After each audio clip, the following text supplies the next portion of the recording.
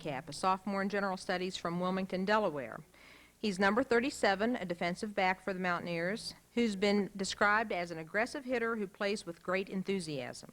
In high school, he earned all-state honors in football and was twice the MVP of the track team, where he was also an all-state performer in long jump, triple jump, hurdles, and the 4x100 relay. The title of David's speech is Alike Yet Different.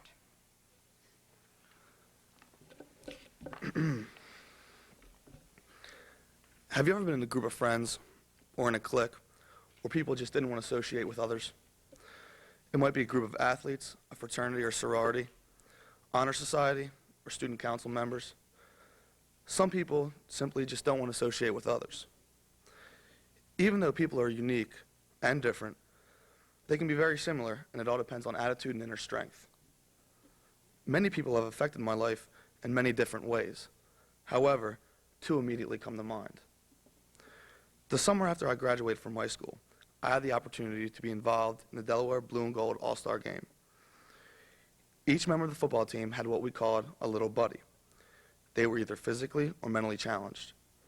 My little buddy had Down syndrome, and his name was Jonathan. I tried to do a lot of different things with him. I would take him to the mall, and I'd visit him at his house. The first time I visited him, we went downstairs, and he showed me how he lifted weights. As a matter of fact, he even got a mirror out and watched himself curling as he lifted. I was impressed in how strong he was, and I knew that he had athletic ability. I attended his soccer and baseball games. In those games, Jonathan was competing against athletes who did not have any disabilities. He liked competing, and he actually performed very well. He always came over to me at the end of the games and gave me a great big hug. He also tried to set me up with girls, no matter where we were, even though I had a girlfriend at the time. Although Jonathan and I were different, we were alike in many ways. We were both outgoing and liked being around people, and we both liked to work out, to compete, and especially to win. The other person that I would like to talk about is my friend Ryan's father, Larry. I had known him all my life, and his son and I were best friends.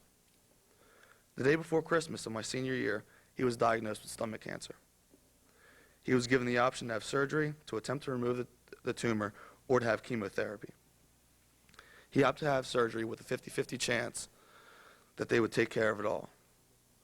If all the cancer was not removed, they told him that he would have about a year to live. They didn't get all the cancer.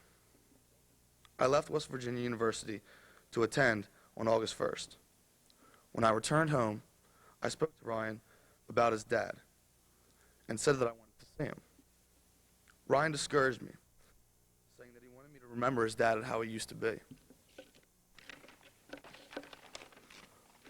I insisted, and so I went to see him. When I first saw him, I was shocked at his physical appearance. I thought it was Ryan's grandfather. Then I remembered that his grandfather passed away from the very same illness. His dad had lost more than 50 pounds and was very weak. We talked, and as usual, he didn't want to talk about himself. He wanted to talk about me and West Virginia. This was the day after Christmas. Even though Larry was physically different, his attitude was very much the same. And I found that I still had a lot in common with him. He continued to care about people, he had a positive attitude, and he was a fighter until the end. He passed away the first week of January. My experience with Jonathan and Larry confirmed my one lifelong belief, and that is that our outward appearances don't tell you a lot about a person.